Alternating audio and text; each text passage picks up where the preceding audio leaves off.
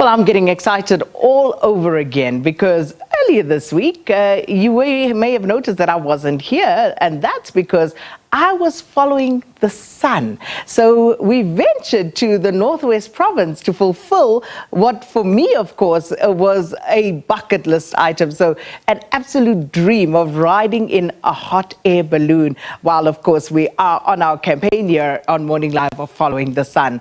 Now, hidden in the scenic Magalies River Valley, Skeerpoort, the Bill Harrop's original balloon safaris has been operating since 1981, and they offer visitors a unique and unforgettable sunrise with memories that drift majestically above the Magaliesberg range. And we continue with that as we explore our country to offer you some suggestions of what you can do this holiday season in South Africa as you follow the sun. That's our summer campaign, of course.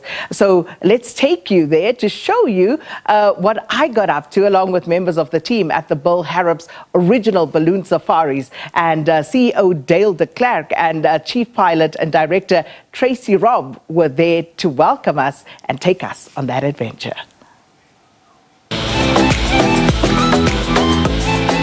Well, a very good morning, everybody. It's just before 5 a.m. and this is because we are going to be doing something really fun and exciting as we continue on our campaign here on Morning Live of Following the Sun.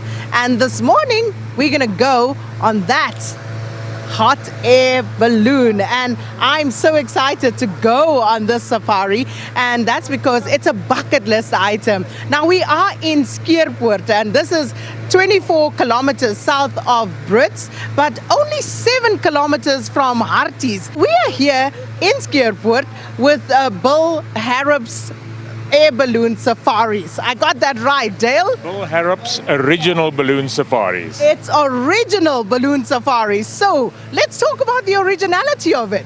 Okay, Bill Harrop started this company in 1981, and he was the first commercial balloon operator, as far as we can ascertain, in Africa and the Southern Hemisphere. He just thought it would be nice to take people for a balloon flight. And he started with a small balloon, taking one person at a time, and the balloons got bigger and bigger, and eventually the biggest balloon that we have today can take up to 18 passengers. So this piece of pristine land is obviously beautiful, but what makes this place, Dale, ideal for this sort of balloon safari? Okay, firstly, we are in a World Heritage Site. We are between the Magaliesberg Mountains and the Witwatersrand Mountains. It's called the Magalies Valley.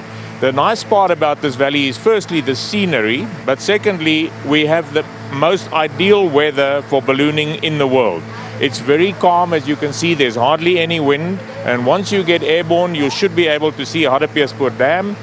To the south, you can see Johannesburg. To the east, you can see Pretoria, and sometimes we can see as far as OR Tambo Airport.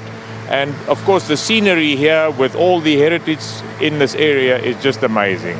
Well, it really is fabulous. What are the sort of conditions that may stop you from going up? Okay, balloons are very susceptible to weather. When I say weather, the most important thing is wind and rain. We can't fly if there's any rain whatsoever, and we can't fly if the wind is stronger than about 8 knots. The challenge we have is getting the balloon inflated and getting the passengers on board. As you can see, it's quite big. It takes about 12,000 cubic meters of air to fill that balloon. But if there's a wind blowing, it simply blows it away.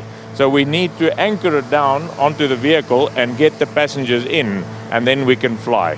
Once you're up in the air, the wind is not a big factor because you flow with the wind.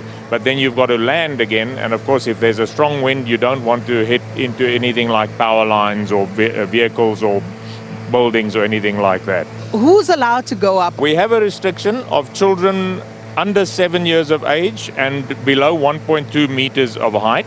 For the simple reason, if the kids can't see over the edge of the basket, they might climb onto the edge, and there is a possibility that they could fall out. And safety is, of course, our absolute #1 priority, so we can't allow that.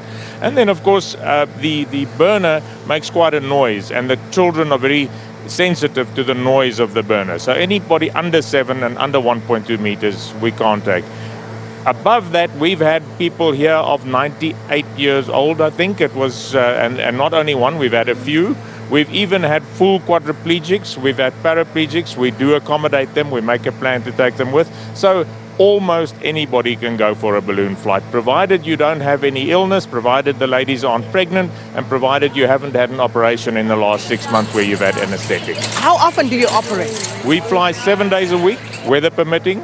During the weekends, obviously, it's our busiest time. We can have up to 7 balloons a day. And on weekdays, depending on how many passengers we have, we can fly 1, 2, 3, 4, or 5 balloons on a weekday. I had, of course, these romantic notions of, as you said, the champagne and people going up and proposing. So that does happen. We've even had a full wedding in a balloon flight. We do often have proposals. We have birthday celebrations, we have anniversaries, so any celebration you want can be done in a balloon. So do I need to strip this layer now? Is it going to get much colder as we go up? It actually gets warmer as you go up. Remember, the balloon flies because of hot air, so the hot air from the balloon will fill the basket. You'll be fairly warm in the basket, even in winter, so believe me, you don't need the jacket when you're flying. We are now going to hop onto this baby here, so you don't want to miss this. So come with us as we follow the sun and go on that hot air balloon ride.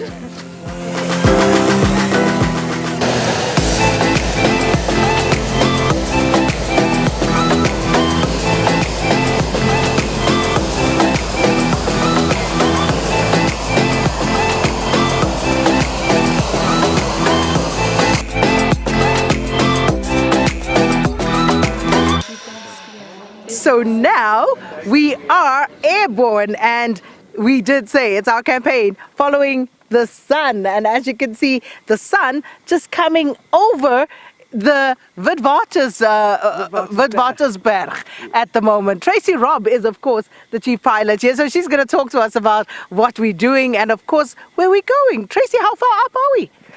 Hi, morning. Lovely to have you on board. Thank you. We are now sitting at 300 feet above ground, and we will go to about 1,000 feet. Whoa. And where we're going, well, that's up to Mother Nature.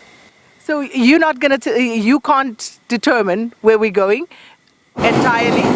I can by changing height, different wind directions. And right now I just need to burn, so give me half a minute. All right.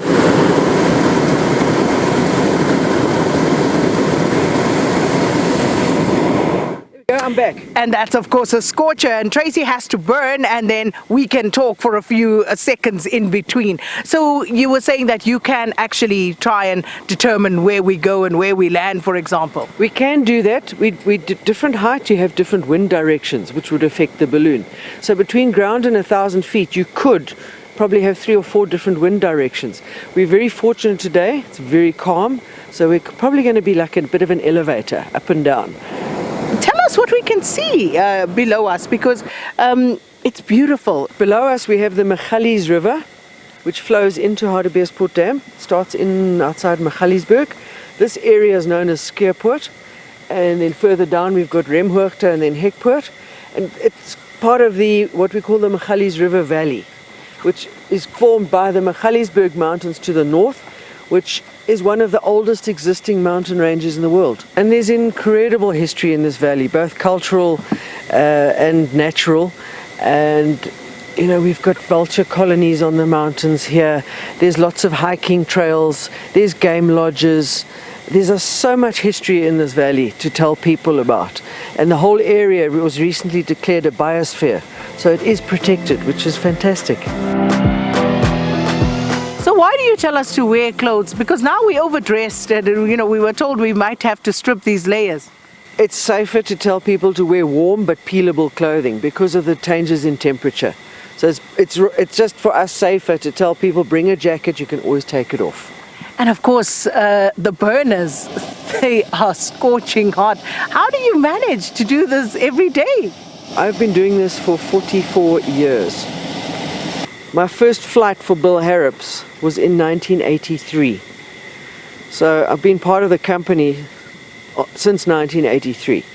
And it becomes a way of life. Most people work from 9 to 5, we work from 5 to 9. I must say, that's the stuff that dreams are made of, because it is absolutely gorgeous up here.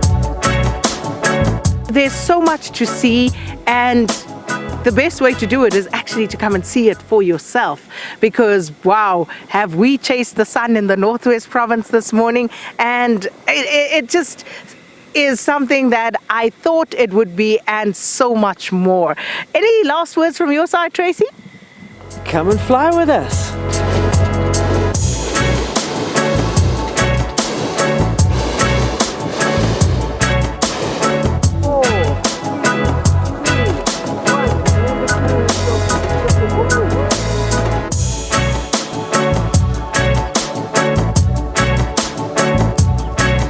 So the balloon coming down fast behind me, and this is how our adventure here in Skeerpoort in the Northwest comes to an end, at least for this morning, as we continue to chase the sun.